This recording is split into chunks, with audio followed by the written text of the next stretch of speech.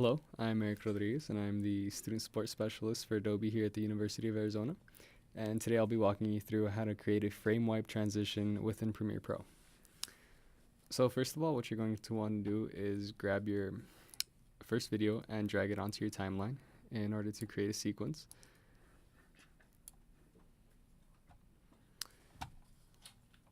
At this point, you're going to want to scroll through your video and find a point where there's an obstruction, where your next video can start sliding into the frame. So in this case, we'd probably want to start somewhere around here, just so we can get this left side of the beam to begin transitioning our next video from.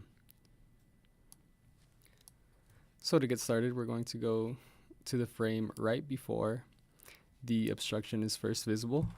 You can use the arrow keys to go one frame at a time, either forwards or backwards. We're going to start right here, and what you're going to want to do is go over into effect controls. From within effect controls, you're going to want to head over right under opacity. There's this square tool here, which is called the 4-point polygonal mask, and what you're going to want to do is click on that.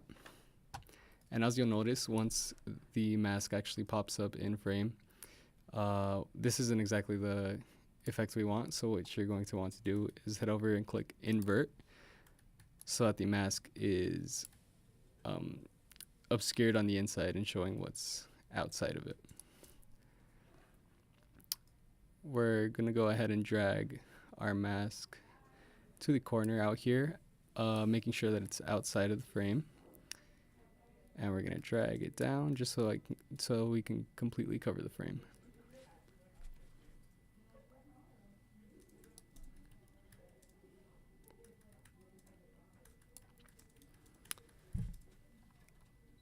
Once your mask is nice and set up outside of frame, you're going to go to the side over here.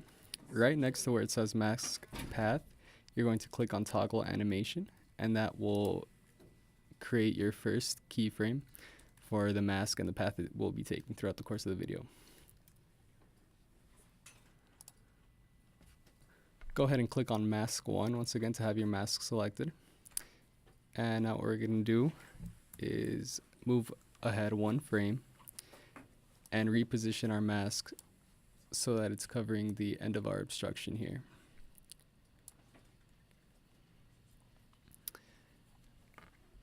We're going to go ahead and move a few more frames ahead. Say about here is fine. Going to go ahead and move our mask over once again, and we'll adjust once more to make sure that it's covering everything outside of the frame.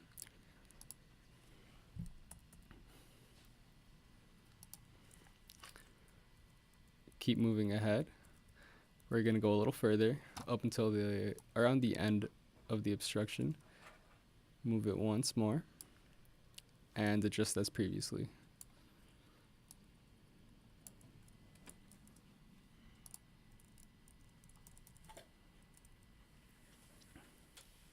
Up towards the end here, we're going to want to just go in and make sure that as many frames are adjusted with the mask correctly as possible. And our overall goal will be to have this mask completely cover the frame at one point. So now that that's happened, we're going to go ahead and go back frame by frame, and we'll look for any parts of the video where the mask isn't adjusted correctly, and we can make minor tweakings here just to make sure that it's covered entirely.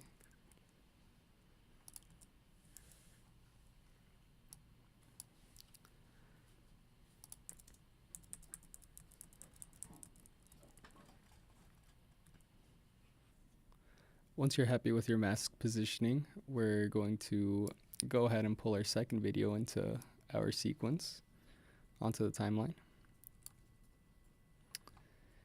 And now what we're going to want to do is layer the first video so that it sits on top of our second video. And to do that, we're going to go ahead and right click and click unlink.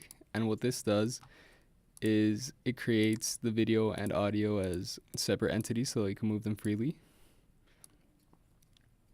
And we're going to go ahead and move our first video over to video 2. And audio isn't really necessary in this case, but just for the sake of the video, we'll be moving it to audio 2. And once that is done, we can go ahead and bring our second video right to where we'd want it to start, which is in this case right about there, right when you can just barely see the obstruction being covered by the mask. If you've done this correctly, your video should look something like this.